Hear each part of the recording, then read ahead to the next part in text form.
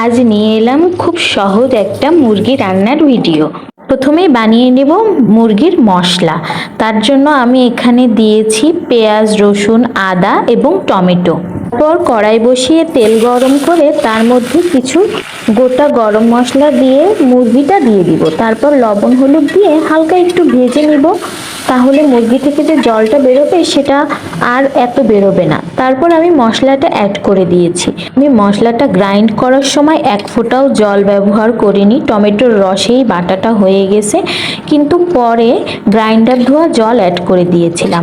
আর দেখতেই পেলেন সাথে সাথে অ্যাড করে দিলাম শুকনো লঙ্কার গুঁড়ো, ধনিয়া গুঁড়ো এবং জিরে গুঁড়ো। তারপর আমি কিছু গোটা রসুন ও আলুগুলোও অ্যাড করে দিলাম। এখন আমি সব কিছু একসাথে মিলিয়ে আস্তে আস্তে অল্প আঁচে কষাতে থাকবো।